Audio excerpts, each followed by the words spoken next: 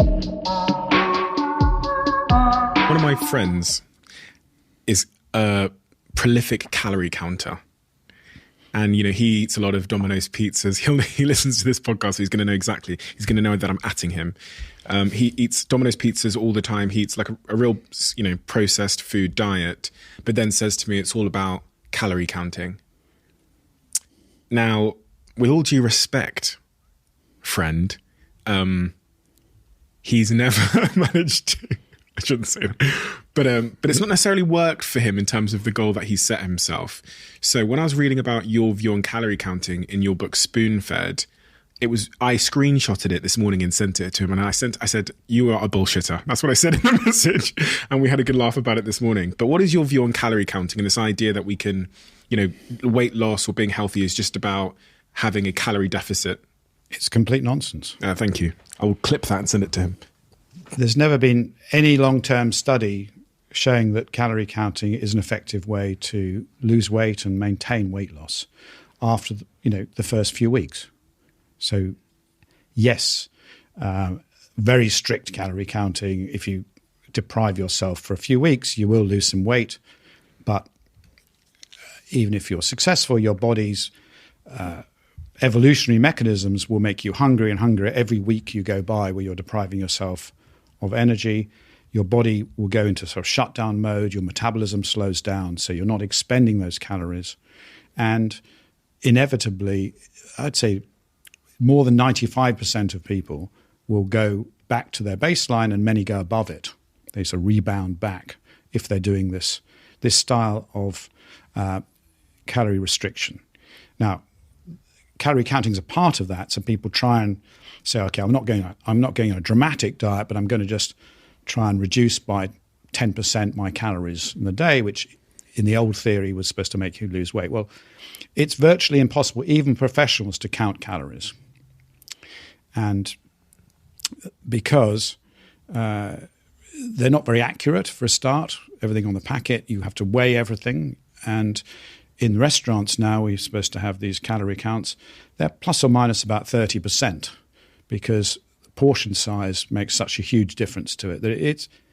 And it's been shown in the US to be a worthless exercise anyway. So you can't count them going in. You can't really count your metabolism going out either. We're all incredibly different. You know, your friend's probably been told 2,500 calories is what he's allowed. Mm. Well, that's an average, but it doesn't mean it's related to him.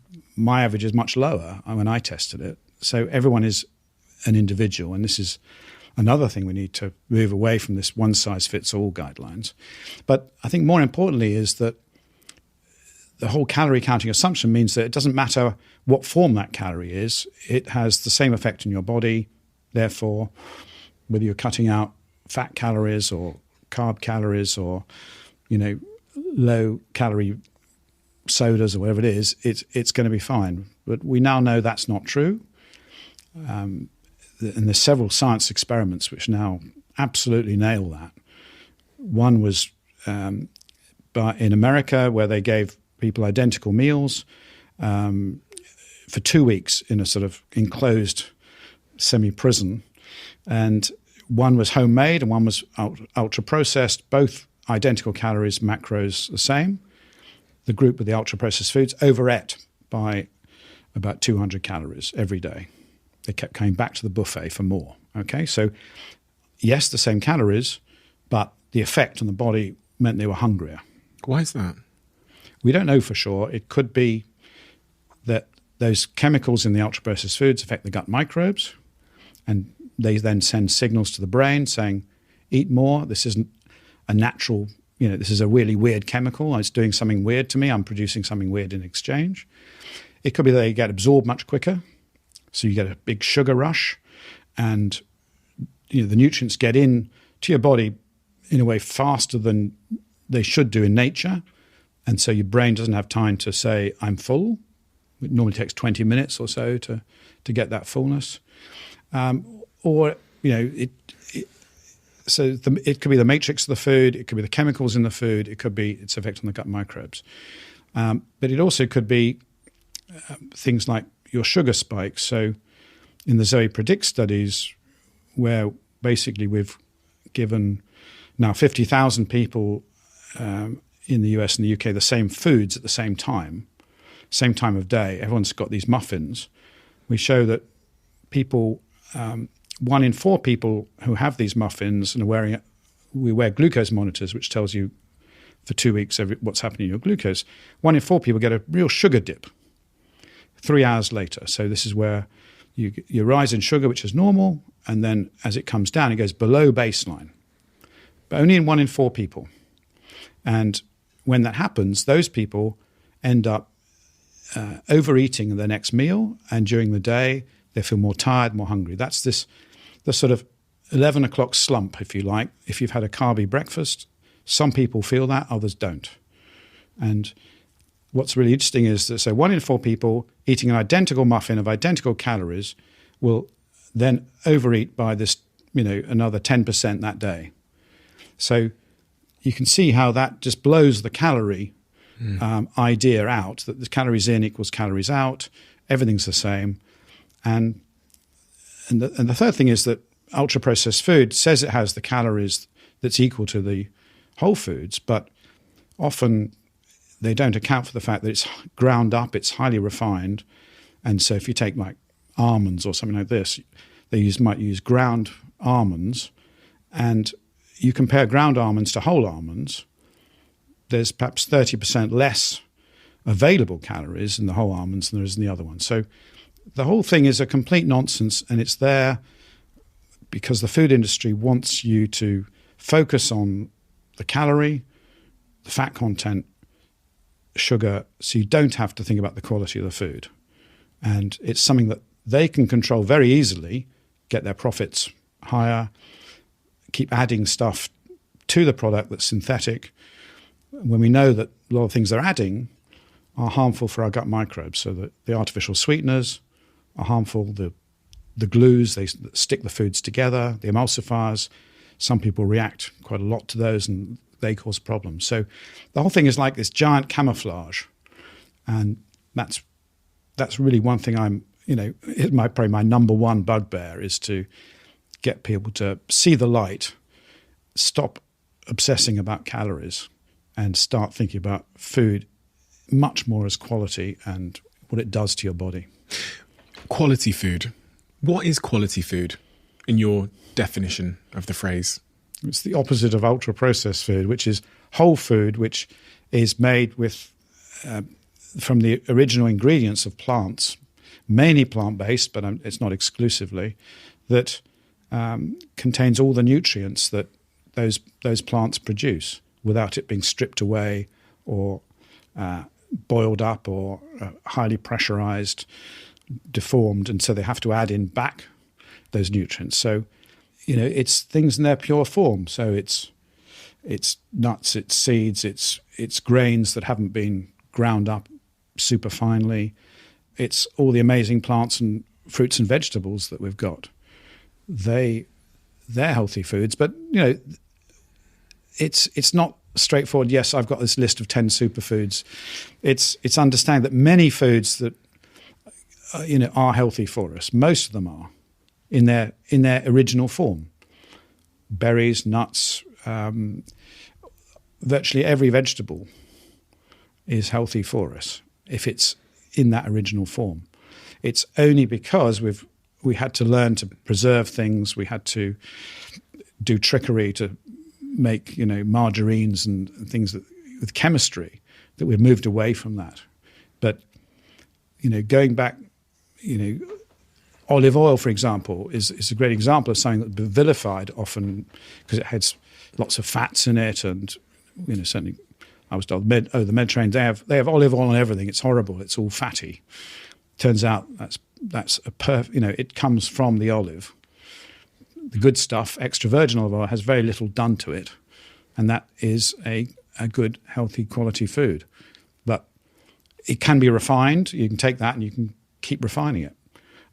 You can take corn on the cob as an example, and then you've got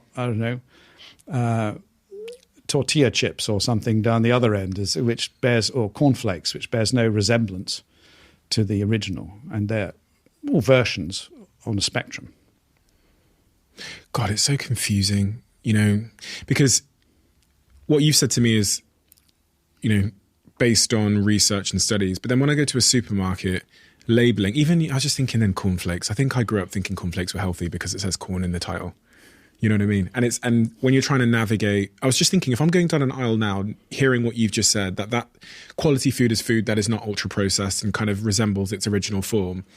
When you walk down the aisle in the supermarket, everything is trying to pretend that it's good. So how do I know what is good? I mean, I can go to the vegetable aisle and I can say, okay, that looks like a cabbage. It looks like no one's messed with that. There's been no study done on that. It hasn't been through a laboratory. But how do I, if I'm in an aisle tomorrow, how do I know what food is good and what is not? Well, you've said the first thing. If it's not in a package, you're pretty sure it's good. Okay. So if it's concealed in some package that's got, happy children and signals of vitamins in it, that should be a warning sign. The more they have to advertise the food and say what its additives are and everything, the more you should be wary about it.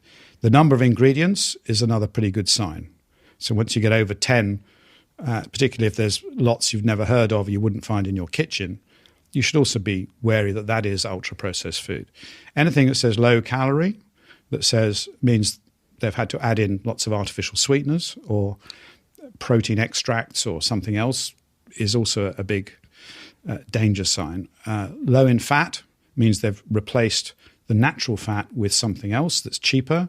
And these are all warning signs, and, you take breakfast cereals. I mean, I used to eat lots of breakfast cereals. I was brought up on them, highly sugary stuff. And then I thought I was being healthy when I moved to mueslis and posher stuff. But actually, when you still, that appearance of healthiness, it's still got lots of additives in it. It's still got lots of sugar in it. And those cereal packets have added vitamins in it, but they're often in a very poor form. I did an experiment once where I took some cornflakes or Special K, I can't remember, that said had added iron. And if you mix it up, you can put a magnet on it, you can get off the iron filings. They're so cheap that they're just added to tick a box saying it has iron, but they don't get into your body or do anything. So anything that's got these things added with this in it, low in this, is a sign that they're obscuring the quality of the product. So it's,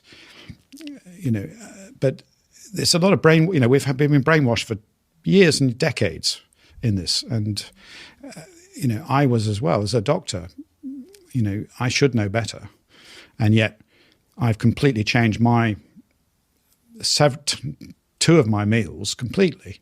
So I've gone from having muesli with low-fat milk and an orange juice and a cup of tea, because I did, when I started doing these tests for Zoe, I found out that gave me a massive sugar spike.